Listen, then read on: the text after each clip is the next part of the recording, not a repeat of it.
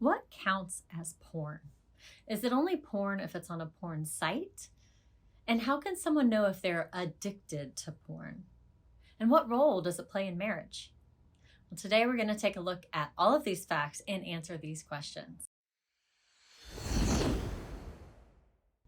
Hi, my name is Kelly Case, licensed counselor and marriage expert.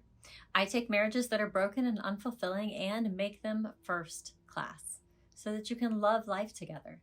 Be sure to click that subscribe button here so you will be notified whenever I upload anything new. I'd like to start today by sharing a question that someone wrote into Facebook. Let's call this person Abby. Abby asked, so my husband had a porn addiction for years. I found out about 2 years ago, right after we were married.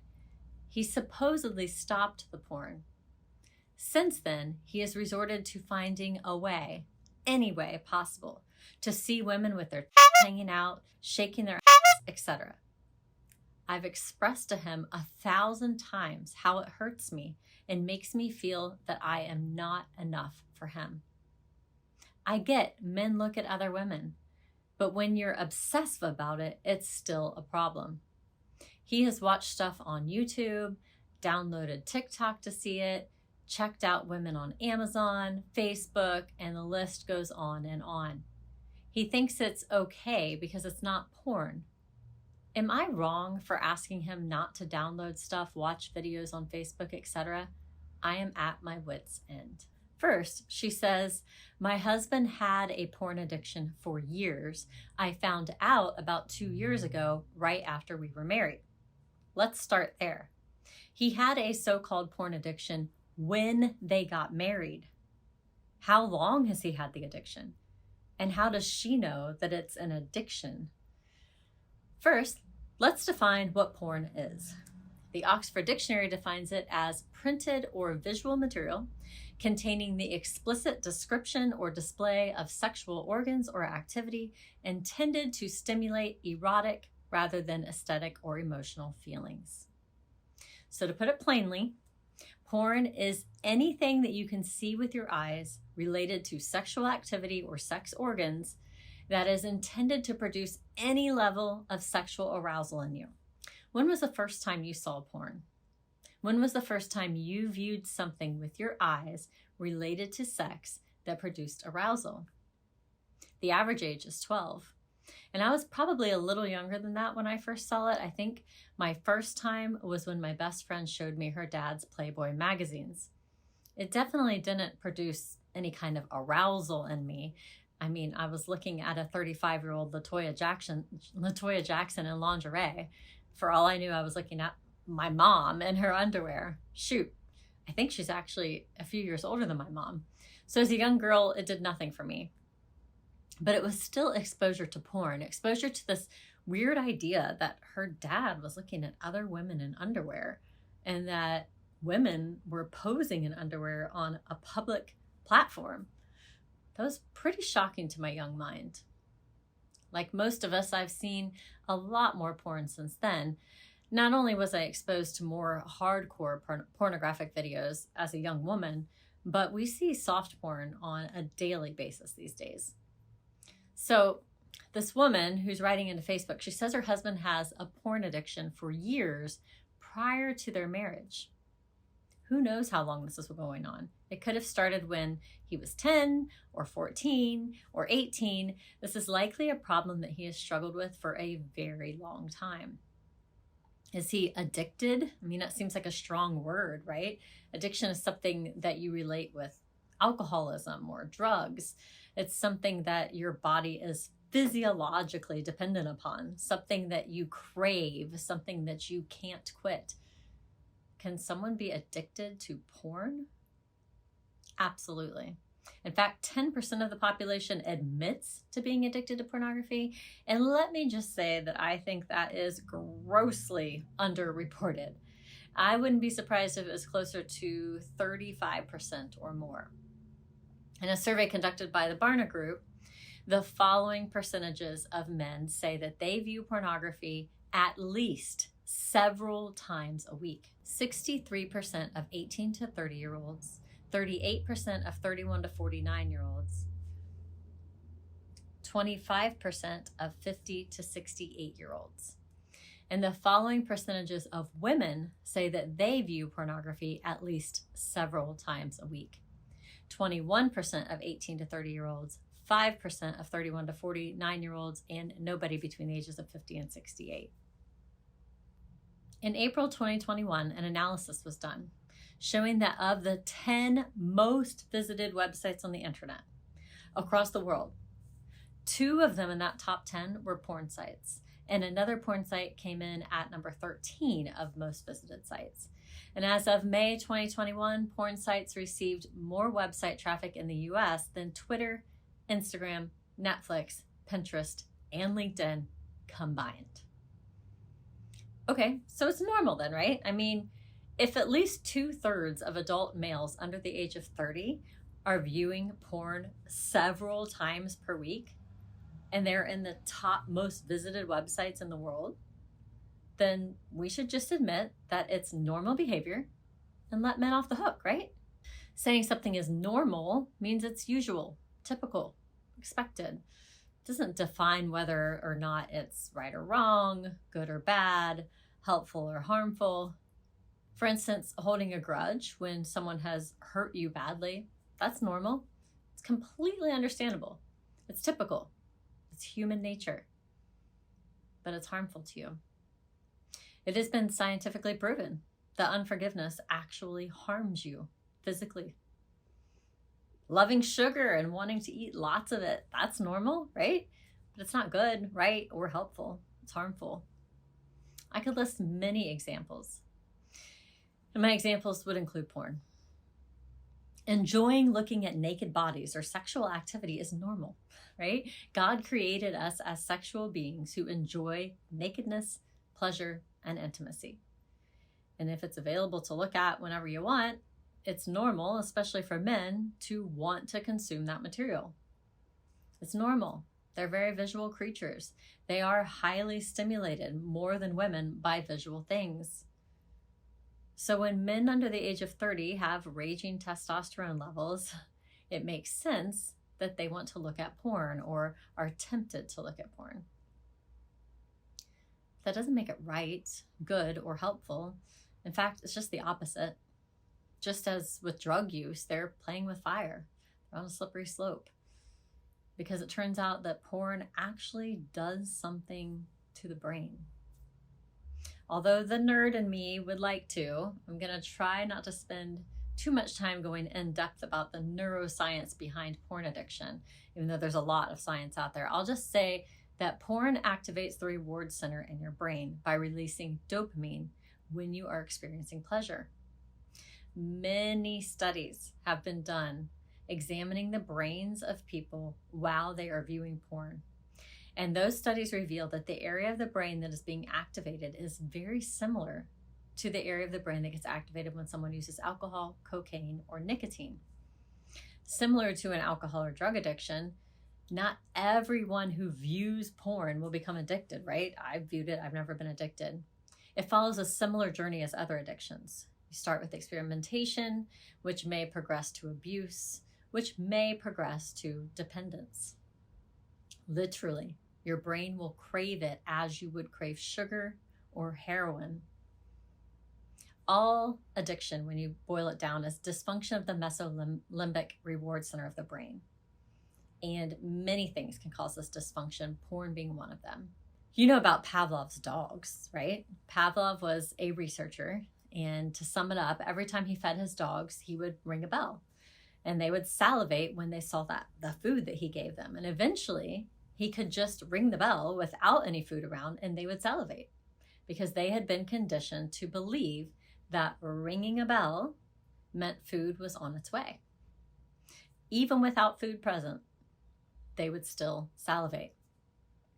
The bell became the stimuli that caused the reaction.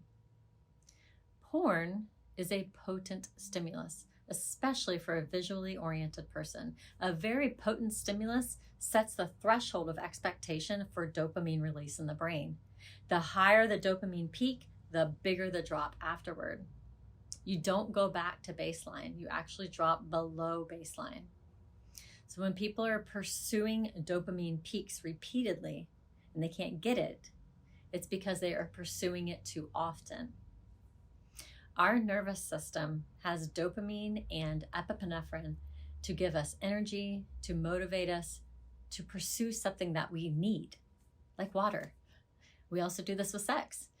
If your child is getting their food need met through all sugary food, they're no longer going to want to eat their veggies because it does not give them the same dopamine hit. Same with sex. If someone starts getting aroused by porn, they're going to struggle to get aroused by regular sex. Covenant Eyes educational recovery leader Sam Black explains that neuro cocktail of chemicals in the brain that get involved when a person has sex, any kind of sex. So here's a short summary of the chemicals that are at work. Dopamine is a chemical that sharpens your focus and gives a sense of craving. It creates that gotta have it sensation. Norepinephrine creates alertness and focus. It is the brain's version of adrenaline. It tells the brain something is about to happen and we need to get ready for it. Oxytocin and vasopressin help to lay down the long-term memories for the cells. They bind a person's memories to the object that gave him or her sexual pleasure. Endorphins are natural opiates that create a high, a wave of pleasure over the whole body. After sexual release, serotonin levels also change, bringing a sense of calm and relaxation. All of these chemicals occur naturally when a person has sex, which is why it's so pleasurable. Porn activates that same chemical system, but it's not real sex. And over time, porn loads the brain's natural capacity for sexual enjoyment. It overloads it by actually altering brain chemistry. Eventually, it leaves you feeling unsatisfied and craving more and different types of pornography to get that same level of stimulation. The chemicals that work in your brain during porn use are the biggest reason that it has such an addictive nature. All right, so I'll get off the neuroscience topic and I'll just say that the mixture of these chemicals activated by porn cause 3 problems: brain shrinkage, cravings, and chemical bonding. Working together, they create a powerful impulse to look at porn. It's powerful, it's addictive, and it's dangerous. So the first thing that I would tell Abby is that it's not about her. He's had this problem long before he even met her. From her description, it does sound like he has an addiction, but let's dig in further. How can you know if you're addicted to porn? Here are some signs. You're keeping secrets from your spouse. You got secret apps, secret website logins, you have a whole nother email account, etc. You're hiding or sneaking to look at porn. You're staying home from social events so that you can have time for it. You're struggling to get aroused and or have an orgasm through normal sexual activity. You prefer porn and masturbation to sex with your spouse. You think about it a lot, and at times when you shouldn't be thinking about it, like at work, you crave it. You have guilt, shame, or self-hate because of it, but you still don't quit. If your addiction is really bad, you may experience starting to watch progressively worse porn, such as gay porn, child porn, violent porn, etc. Stuff that you used to think is bad, you now find yourself watching. Financial distress due to money that you're spending on it. Looking for people outside of your marriage to act out fantasies with, such as escorts or prostitutes. Treating your spouse poorly when they won't do what you want them sexually to do, and becoming demanding or even mean. Losing all attraction to your spouse. Physical pain due to too much screen time or repetitive motions. Pain in your wrists, neck, back, or eyes. I'm going to give you some advice on dealing with this addiction a little later in this video, so sit tight. So yes, it seems that Abby's husband may indeed be addicted. She wants to know if it's wrong for her to ask him to stop. My answer is, it's never wrong to ask your spouse to stop doing something that's hurting you and or your marriage. So maybe you're listening to this and you're thinking, cool, I really don't think I'm addicted. Yay, go me. I scored well on that test. So is it okay if I keep looking at it since I'm not addicted and it doesn't seem to be hurting my marriage? I mean, some people aren't addicted to alcohol and they just drink socially. Is it okay to view porn occasionally? First, once you've been exposed to something, you develop an appetite for it that you never had before. First time you had sugar, you developed an appetite for sugar that you never had before. For a lot of us, especially women, first time you had sex, you start, maybe not first time, but after you had sex a little bit, you developed an appetite for sex that you never had before. So you're walking a dangerous path and you're playing with fire. Second, are you sure it's not hurting your marriage? And third, Jesus said that if you look on another woman to lust after her, you've committed adultery in your heart. Think about this. Let's say you met up with a man and a woman and you went to some hotel nearby with them and you went in their hotel room with them and you watched them have sex. You actually put your face right up there in the action, just inches away from their genitals, but you didn't touch them. You were just masturbating. Would you consider that cheating? If so, I'd like to know, how is that different? Just because you're not physically present in the hotel room with the people, but you're still doing the same thing. You're just doing it through a computer screen or a phone screen. It's not different. It's exactly the same thing. And it's cheating. Let me name just a few ways that porn is bad for your marriage and why I'm even bothering talking about this uncomfortable topic today. It destroys intimacy. It can cause sexual dysfunction. As I've said, it's the equivalent to cheating, so trust issues and all the other issues that come along with that can be there. It causes emotional division or separation between you and your spouse because protection of your secret world, your addiction, starts to become the focus. According to sociologist Jill Manning, the research indicates that pornography consumption is associated with the following 6 trends: increased marital distress and risk of separation and divorce, decreased marital intimacy and sexual satisfaction. It impairs sexual arousal with your spouse, and in men it causes erectile dysfunction, except when using porn. The natural method of becoming aroused gets hijacked. It leads to infidelity, increased appetite for more graphic types of pornography and sexual activity that are associated with abusive, illegal, or unsafe practices, devaluation of monogamy, marriage, and childbearing, and an increase in number of people struggling with compulsive and addictive sexual behavior. It's a fact that when porn is involved in marriage, you are twice as likely to get a divorce. In a study, it was found that 56% of divorce cases are because of an obsessive interest in porn. Okay, so you know your spouse has a porn problem. So let's get to the meat of this discussion. What do you do about it? Well, AA has a 12-step recovery process, and so do I, but mine is a little different. Step 1 is inventory and admission. Take an inventory of how this is affecting your life. How is it negatively impacting things? And admit that you need help. Step 2 is to restrict access. Delete all the easy access to porn on all of your devices. Delete apps, delete bookmarks, whatever you need to do. Maybe even get rid of your smartphone altogether if that's what you need to do. And just go to an old-fashioned flip phone. And make sure you discard any hard copy porn. And I would recommend that you have someone else, preferably your spouse, install some anti-porn software on your device and not give you the password. You can even find software that will alert your spouse or whoever you have do this, your accountability partner, will alert them and send them an email if you even attempt to get on a porn site. So this is really good at keeping you accountable. Step 3 is to know your triggers. What are your triggers? What tempts you? What leads you down that path? And how can you change that? I've had a man say that he cannot wash his private areas with his bare hands because that's a trigger to him to want to masturbate. He has to use a loofah or something. I've heard a man say, I just know I can't go to the gym. I got to work out at home because I see those girls in the leggings and the short shorts, and it's just a trigger for me. It makes me want to go home and watch porn. I have heard guys say, I can't watch any movies that have any kind of nudity in it because my brain starts wandering and it gives me that craving. So know what your triggers are and do something to change yourself from being triggered as much as possible. I know it is hard in today's world.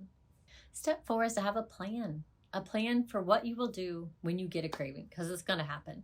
Don't let it catch you off guard. You have to know ahead of time, when I get a craving, here's my response plan. Step 5, survive withdrawal. Just like any drug withdrawal from porn is a real thing. You might experience irritability, mood swings, depression, trouble sleeping, trying to replace that addiction with something else, the urge to do that, changes in libido, anxiety, cravings. So you're going to have to be strong and just know that this is part of the process and you're going to survive that. Step 6 is seek God.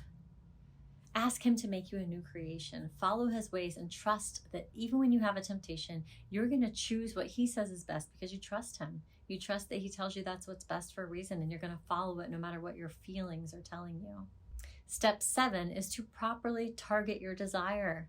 Learn to enjoy your spouse and to get fulfillment from them alone. Step 8 is to be open, honest, and vulnerable. Have open discussions and be honest with your spouse about your struggle. Step 9 is to seek accountability. I touched on this earlier, but get an accountability partner, somebody that's not your spouse, preferably someone of the same sex who's not your spouse and who has either fully recovered from a porn addiction or never had one to start with. Step 10 is to seek additional support, like counseling or a support group. There are actually a lot of support groups and counseling offices around this topic. Step 11 is educate yourself. Educate yourself on pornography, the effects of it, and how to heal from it through books and podcasts and YouTube videos. There's a lot out there you can learn, and knowledge is power. Step 12, do not make excuses for your behavior. Well, my spouse doesn't want to have sex often enough, so I have to do this. Water the grass where you want it to grow. All that effort you've been putting into keeping your porn addiction a secret, put all that effort into improving your marital sex life. It can be much better if you put in the work. There are likely reasons why your spouse doesn't want to have sex with you right now, very much, or not enough. And your desire for frequency may change also as you let go of this addiction. Healing your marriage after it has been ravaged by a porn addiction is very similar to healing after an affair, except that it doesn't have anything to do with what the other person in the relationship, the spouse, has been doing, or there being some type of gap in the relationship. But in many ways, it is very similar. The truth is, the dopamine pleasure found in porn is a false thing to chase.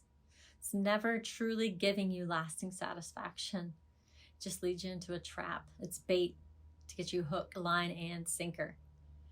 Then you never get to experience that amazing sense of fulfillment that comes from a truly intimate sexual relationship with your spouse over a long period of time. And I'm telling you, that experience is truly satisfying, not just in that moment of pleasure when you're having sex, but every single day. God has set before us the path to fulfillment. He put boundaries, guardrails, if you will, just as we do for our children, to keep us safe and healthy and happy. And one of those boundaries is that sexual pleasure is to be with your spouse only. Scripture tells us, do not turn from it to the right or to the left, that you may be successful wherever you go. When we start to think that our way is best, we find out quickly that it's not. Trust the Lord with your life and with your marriage, and you're going to start to see things turn around very quickly. My hope for you is that you'll begin to experience that deep, rich intimacy that comes from an exclusive sexual relationship with your spouse, built on safety, trust, and vulnerability, where your pleasure is taken to new heights because of that oneness that you feel. To learn more about how to have a first-class marriage, visit me at firstclassmarriage.com. And be sure, if you like this video, to comment, hit like, subscribe. Whatever you can do to help grow this YouTube channel is great because it helps more people to see this valuable content.